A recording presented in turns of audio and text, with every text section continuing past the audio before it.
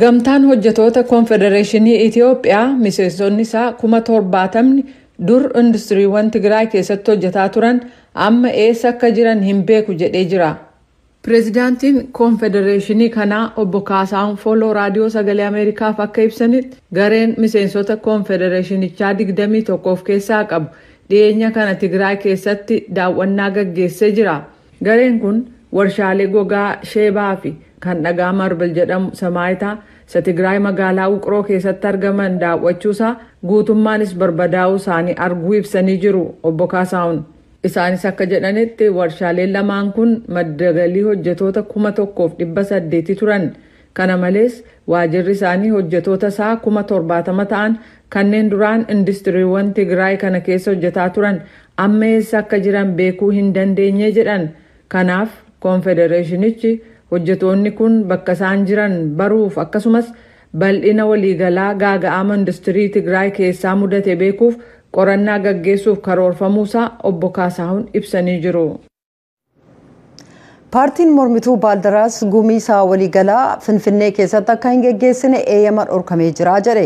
Miseensi koree giddu galeessa paartichaa adda Qallabsiyyuum raadiyoo sagalee Ameerikaatti akka himanitti miseensonni isaa poolisiin galma walga'ii akka hin seenne dhorkamaniiru. Kennedy Abaate poolisiif Finfinneef boordii filannoo biyyoolessaa Itoophiyaa biraa deebii argachuuf yaalaa jira. Paartiin walabummaa Tigraay akkasuma gumiisaa Maqalee keessatti akka hin geggeeffamne eeyyama dhorkamne jechuudhaan komee dhiyeessee jira.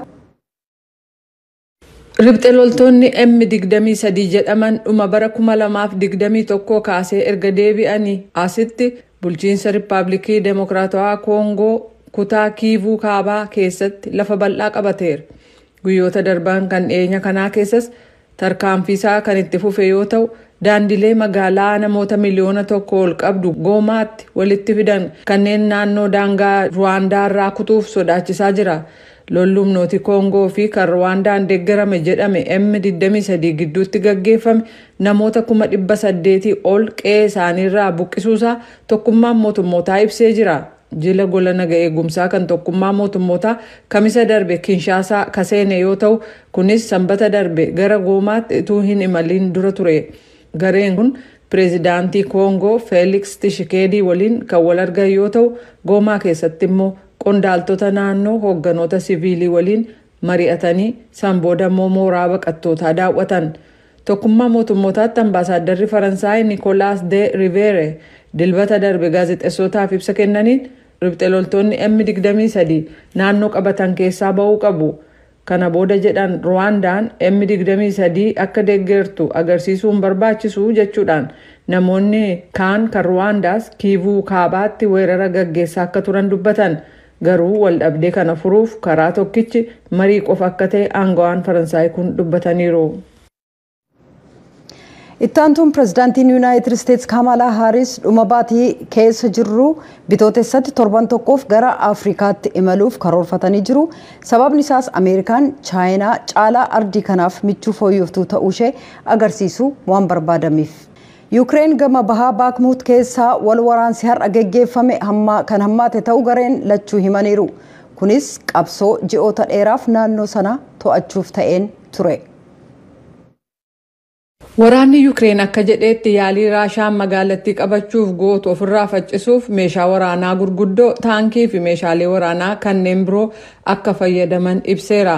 Ministeerri ittisaa kan Biriteen guyyoota darban kana keessa haala jiru xiinxaluun akka gabaasetti gareen waraana Raashaa Waagner jedhaman kutaa Baakmuut gama bahaa harka caalaa to'atanii kan jiran yoo ta'u humnootiin Yuukireen immoo gama dhihaa qabataniiru. Hundeessaan Waagner Yevgeny Prigozhin haala dilbata kaleessaa mudate baay'ee cimaadha jechuun ibsaniiru. Humnootiinsaa hamma giddugala magaalattiitti dhiyaataa deeman lolli sun immoo daran rakkisaa ta'aa deemee jedhan. Raashaan kaayyoo bal'aa naannoo Doonbaas dhuunfachuuf qabdu keessatti qaama ijoo ta'uun Baakmuut irratti xiyyeeffattee jirti. Pireezidaantii Yuukireen Vladimir Zeleniski Baakmuutiin akka to'atan dhaadatan oduun har'aaf jenne kanuma.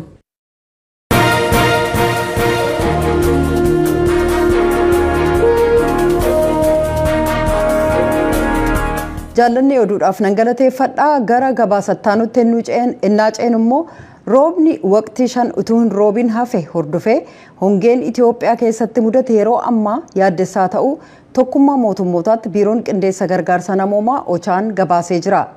Dhaabbatichi ibsa kaleessa baaseen namoonni miliyoona 11 ol gargaarsa namoomaa akka barbaadan darbees hongeen kun qabeenyaa horii miliyoona 6 walakkaa ol ajjeesuullee ifoomseera.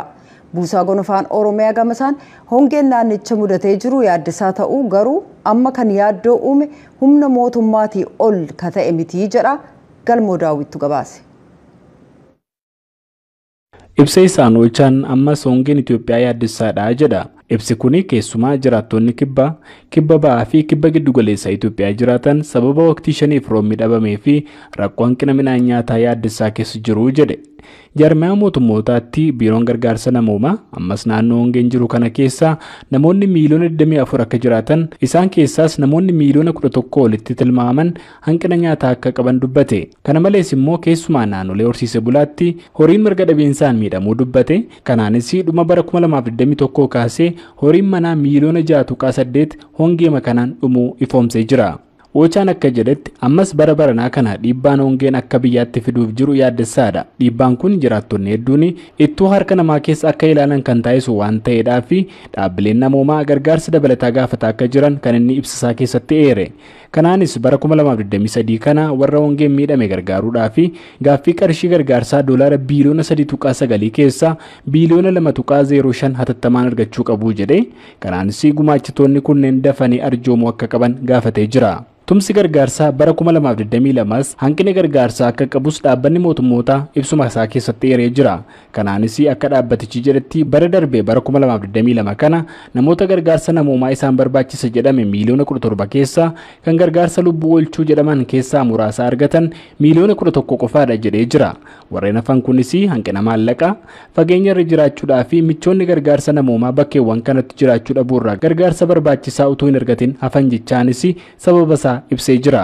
Keessumaa jedhe Ochaan warreen gargaarsa barbaadan keessaa 21 gargaarsa bakka bultii, kanneen 50 ta'an ammoo gargaarsa midhaan nyaataa, 22 gargaarsa nyaata dabalataa, kan 50 ta'an immoo ammas gargaarsa bishaan dhugaatii hin argatin hafaniiru jedhee jira.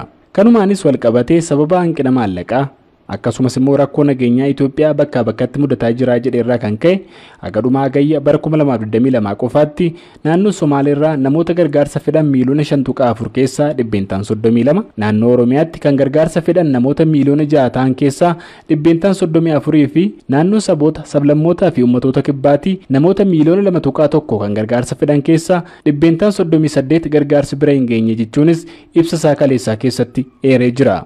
Obbo Beenyaa Dureessaa Buusa Gonofaa Oromiyaatti Direektara duraan akeekkachiisaa fi saaxilamummaa balaa hir'isuuti. Lakkoofsa namoota gargaarsa fudhataa jiran kan naannoo Oromiyaa walqabatee kan nuti gargaaraa jirru namoota miliyoona 4.2 qofaadha jedhu. Gargaarsa keessa kan jiran amma kanan jedhe emergency jennee nuyi deeggaraa jirru miliyoona 4.1 amma amajjiitti jechuudha. Amajjii as qorannoo gaggeessineen immoo gara miliyoona 4.2 ta'eera. Inni duraa addaan ciccitaan keessumaa federaalarraa kan deemu iddootti addaan ciccitaan jira. Kanarraan kaatee miliyoona 6 maal jedhu kanarree miti. Nuyi kan beeknu miliyoona 4.1 ture. Inni achi keessaa miliyoonni 3.2 hongeedha. Kan immoo resettlement iddoo adda addaatti buqqaatiin jiru kana walumaa galatti 4.1 miliyoonidha. Isa kanaan nuni beeknu. Isaan ala kanaa ol gargaaramtoonni irra kanaan nutti galmaa'an hin jiru kun kana fakkaata. Egaa yoo ifa gochuuf amma humanitariyaaniin kan inni nama baase yoo jedhame yoo midhaan karoorfamee uummata bira ga'eef kan hin geenye akkatti yoo fudhate minaalbaata addaan ciccitaa jiraachuu danda'a waan jedhu garuu akka waliigalaatti deeggarsi godhamaa ture dhugaadha gaariidhaan karaa keenya jechuu barbaade. Gama biraatiin dhiyeenya kana mootummaan naannoo fi feeraalaa tumsa miidhamtoota hongee keessumaa kan godina Booranaaf jedhee waamameen waliigalaan gargaarsa miliyoona 800 fi miliyoona 50 ol walitti qabuullee sagalee Ameerikaatti himanii jiran. Waliigala resource mobilization jennee hongeen kun mudachuun uummata kakaasuun dhaabbilee adda addaa waliin taanee resource mobilizii kan godhame kan jedhee kaase Still agammatti naannoo midhaan kuntaala 72,119 walitti qabameera. Akkasumas kaashiitiin immoo miliyoona 210,964,242 waliigala kaashii fi midhaan kun gara qarshiitti deebisne miliyoona 850 kan ta'u hongee kanaaf walitti qabameera. Kanaaf kuni guddaadha karaa haanii namaa saantaa ta'u karaa beeladaas karaa adda addaas even bishaan dhiyeessuutiinis reesoorsii guddaatu walitti qabamaa jira. Akkaataatti maaneejii goones EOC kan jedhamu Emergency Operation Center zonal level Boorana irratti Yaabeelloo irratti hundeessineerra naannoo irratti hundeessineerra koreen seektira hundarraa nama tokko asaayinii ta'e Boorana deemeera. Laay ministirii federaalaa irraa akkasuma asiirree hundinuu waan kana maaneejii godha. Hammamtu seenee hammamtu bahee iddoo kamitti priority kenne iddoo kamtu rakkina qaba iddoo kamtu rakkina hin qabu garamitti deemu maaltu deemuu qaban jedhu akka kanaatti hordofaa jirra. Obbo Beenyaan sodaa jaarmayaan mootummootaa ammas bara dhufu kana hanqinni gargaarsaa mudachuuf jira jedheef ammatti mootummaa wanti yaaddessu hin jiru jedhanii jiran. Dabalanis ji'oota 6 darban kana sagantaa seeftineetii keessatti kan hammataman dabalate namoota miiliyoona 4.1 ol ta'anii fi gargaarsi akka birrii biiliyoona 1.7 tilmaamu qaqqabuullee dabalataan dubbatanii jiran. Dorgommiin walakkaa maaraatoonii Itoophiyaa marsaa 16ffaan kaleessa naannoo Amaaraa magaalaa Dabra Birhaanitti geggeessameera. Qabxii waliigalaan dhiiraan mana sirreessaa federaalaatu injifateera. Poolisiin naannoo Oromiyaa lammaffaa akkasumas koorporeeshiniin injiinaringii Oromiyaa sadaffaa bahuun xumuree jira. Dorgommii kana ilaalchisuudhaan Federeeshiniin Itoophiyaa Tittaanaa Komishiinaraa Jeneraal Hussein Shiboo sagalee Ameerikaaf ibsa kennanii jiran. Gama biraan dorgommii walakkaa maaraatoonii Lisbon Durban atleet Almaaz Ayyaanaa yaggoo injifattu dhiiraan atleet Nabiyaat Malaak mo'atee jira. Kanarratti Eebbisaa Nagaasaa qophii qindeesse qaba. Ashama harka fuunee dhaggeeffattootaaf daawwattoota sagalee Ameerikaa kun qophii keenya ispoortii torbaanitti ani Eebbisaa Nagaasaati hanga xumuraatti nu faana turan affeerraa keenya. Dorgommii walakkaa maaraatoonii Itoophiyaa marsaa 16ffaa naannoo Amaaraa magaalaa Dabra Birhaanitti kaleessa dorgomee jira. Haala kanaas dorgommii dhiirota gidduutti dorgomeen koorporeeshinii injiinaringii Oromiyaa irraa atleet Caalaa Katamaa tokkoffaa ta'uudhaan injifateera. Mana sirreessaa federaalaa immoo Tasammaa Mokonnin lammaffaa yogguu bahu humna ibsaa Itoophiyaa irraa Habtaamu Abdii sadaffaa bahuudhaan xumuree jira. Gama dubartootaan poolisii naannoo Amaaraa irraa atleet Zawdituu Adaraaw eeguu injifattu akkasuma poolisiin naannoo Amaaraa irraa atleet Naatnesh Alaamirraw lammaffaa yogguu baatu humna ibsaa Itoophiyaa irraa Masarat Gulaa sadaffaa bahuudhaan xumurtee jirti. Qabxii waliigalaatiin dhiiraan humni mana sirreessaa federaalaa tokkoffaa poolisiin naannoo Oromiyaa lammaffaa koorporeeshinii injiinaringii Oromiyaa immoo sadaffaa bahuudhaan xumuraniiru. Dubartootaan poolisiin naannoo Amaaraa tokkoffaa yogguu bahu humni ibsaa Itoophiyaa lammaffaa poolisiin naannoo Oromiyaa sadaffaa bahuudhaan xumuranii jiru. Federeeshinii Atileetiksii Itoophiyaatti leenjisaa kan ta'an Ittaanaan Komishiinaraa Jeneraal Hussein Shiboo dorgommii walakkaa maaraatoonii naannoo Amaaraa magaalaa Dabra Birhaanitti dorgomee ilaalchisuudhaan yaada isaanii sagalee Ameerikaatiif kennaniiru. Wajjin tura. Dorgommiin kun akkuma beekamutti marsaa 16ffaa erga eegalame har'a waggaa 16 guutee jira. Dorgommiin kun immoo magaalota adda addaa irratti gaggeeffamaa ture. Akka baran immoo akka carraa ta'ee magaalaa Dabra Birhaan naannoo Amaaraa keessatti guyyaa har'aa gaggeeffamee jira. Akkuma ta'ettuun kilaboonnii fi naannolee kan irratti hirmaatan dhiiraaf dubaraan garee lamaan dorgommiin kun kan adeemsifame. Isa kana irratti immoo atileetonni ciccimoon waldorgommii kanarrattis hirmaatanii jiranii. Dorgommiin kun ganama sa'aatii 2 irraa eegalee amma sa'aatii naannoo 5tti kan xumurame haala gaariidhaan haala hawwatamaa ta'een eegalamee xumuramee jira. Shaampiyoonaan kun waggaa waggaadhaan gaggeeffamee hammam bu'aa qabeessa ta'eera?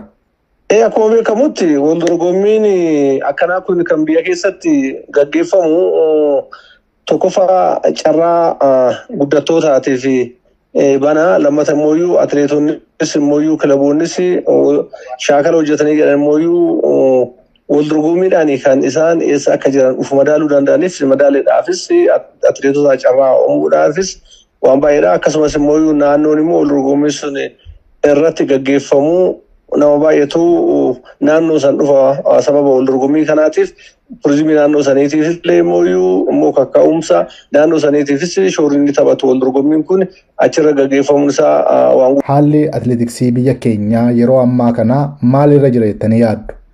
Atileetonni yeroo ammaa kana haalli tokko haalli nama yaachisullee hin jira. Atileetiksiin duraan akka biyyoolessaatiin deeggaramaa turanii amma atileetota kanneen kan deeggaraa jiru leenjistootaa fi kilaboota isaaniif fi naannoo qofaa. Kanaafuu dirreen shaakalaatis hin jiru keessattuu tiraakiin rakkoo guddaadha. Atileetonni immoo akka duraanii gosa tokkotti akka biiraatti qindoomaniitii miti kan hojjetanii bibittinnaa'anii kan hojjetaa jiru. Haa ta'u immoo wal dorgommii aspaaltii irratti qabxiin argamaa jiru akkumatti ilaaltee tilmaamtu kana qabxii olaanaa keessattuu sa'aatiin gaariin galamaa jira. Gara tiraakii kana irratti xinnoo ni jira. Maadhaaf dirree irratti dirreen hin qabnu dirree irratti yoo shaalle immoo waan facaasan malee naamamu hin amattanii yookiin hin naamamu kanaafuu gara kanaan rakkoon hin jira. Ayyeegaa Jeneraal Hussein Shiboo yaada keessan sagalee Ameerikaa wajjiniin turtii taasistaniif baay'een sin galateeffadha. Galatoomaa isinillee ulfaadha. Gama biraatiin dorgommii walakkaa maaraatoonii biyya Poorchugaal magaalaa Lisbanitti kaleessa dorgomeen shaampiyooniin Olompikii Almaaz Ayyaanaa sa'a 1:5 fi maayikiroo sekondii 30 injifachuu dandeesseetti. Atileetiin Keeniyaa Maargareet Chalimo immoo lammaffaa eeguu baatu atileetiin Itoophiyaa kan biraa Girmaawwiit Gabra-Egzaabeer sadaffaa bahuudhaan xumurtee jirti. Dorgommii dhiirotaanis atileetonni Itoophiyaa injifannoo gonfataniiru. Atileet Nibrat Malaakii fi Hagos Gabreyoot maayikiroo sekondii 1 qofaan wal caaluun daqiiqaa 59 fi sekondii 6 fi 7 tokkoffaa fi lammaffaa bahuudhaan xumuraniiru. Atileetiin Keeniyaa Vincent Kemoy sadaffaa bahuudhaan xumuree jira.